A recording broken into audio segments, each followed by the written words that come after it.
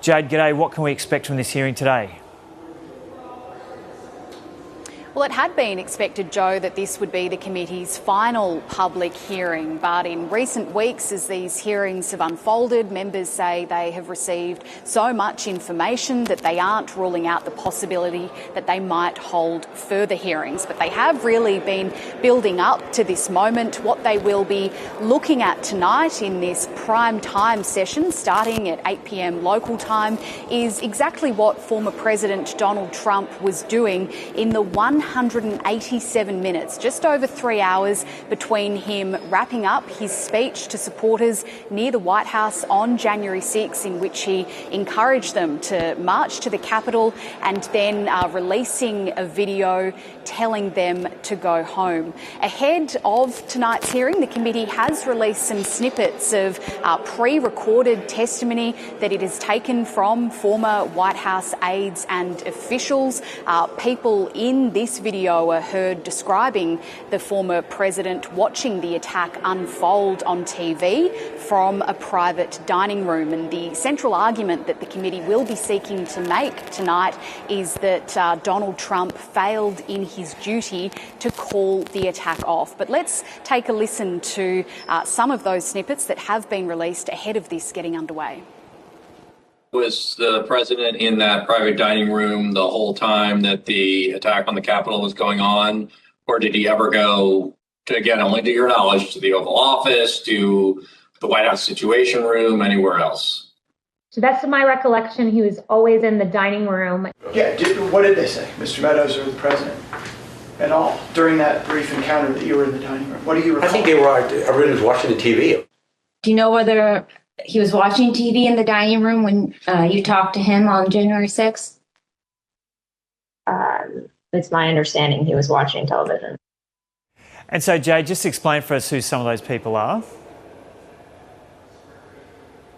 So we heard there from former White House Press Secretary Kayleigh McEnany. She said that as far as she was aware, the then president, was watching the attack unfold on TV in the dining room. And the committee will be really focusing on evidence along those lines to build its case to argue that he didn't do what he should have done and called this attack off. It really will be seeking to make the case that Donald Trump not only encouraged people, his supporters, to come down and storm the Capitol, but that when he could have stepped in and could have told them to go home, he failed to do so. There's also been some speculation that we might see some of the outtakes of that video that he did end up releasing more than 3 hours after that speech near the White House, and that could provide some really interesting insights into what he did and didn't want to say when he did eventually tell his supporters to leave.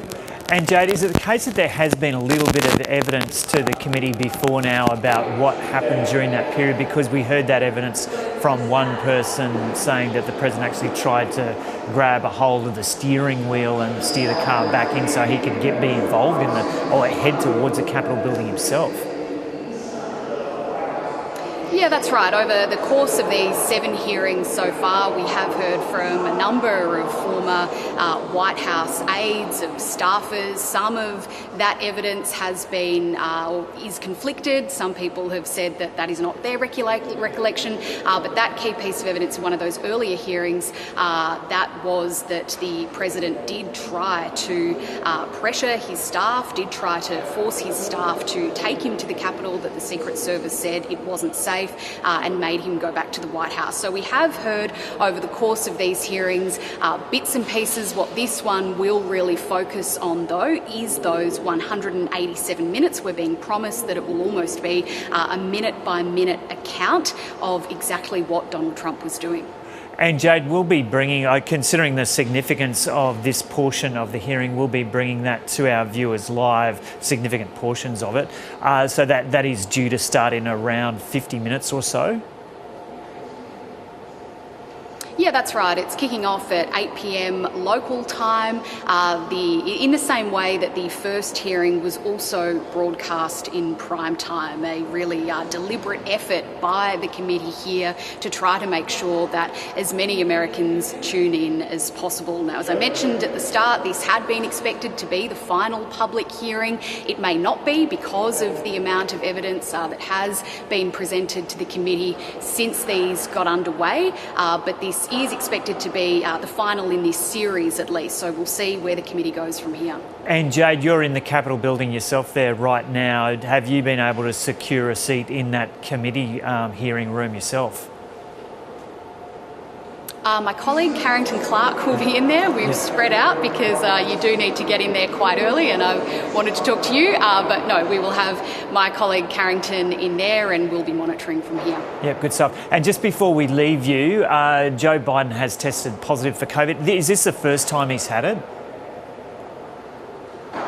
It is, yeah. We're told that the President is experiencing mild symptoms, things like a runny nose, an occasional dry cough, and also fatigue. The message we really got from the White House today was that he is feeling fine, that it had been preparing for a long time for this moment. Joe Biden is nowhere near the first world leader to contract COVID-19 over the course of this pandemic. Some were surprised that he hadn't tested positive earlier than now. But he is 79 years old, so his age does present a risk factor. Nonetheless, though, he is fully vaccinated, twice boosted, and has also started on his doctor's advice the Paxlovid antiviral treatment. So both the White House and the President himself, in a message that he posted to Twitter earlier today, really seeking to reassure Americans that he is feeling fine. This morning I tested positive for COVID. But I've been double vaccinated, double boosted. Symptoms are mild, and I really appreciate your inquiries and your concerns. But I'm doing well. I'm getting a lot of work done. I'm going to continue to get it done. And in the meantime, thanks for your concern, and keep the faith. It's going to be okay. So Joe Biden will isolate for 5 days at the White House. It insists that he is carrying out all his duties while in isolation, just doing that remotely, as so many others have done since COVID began. Okay, Jade McMillan reporting there from Washington.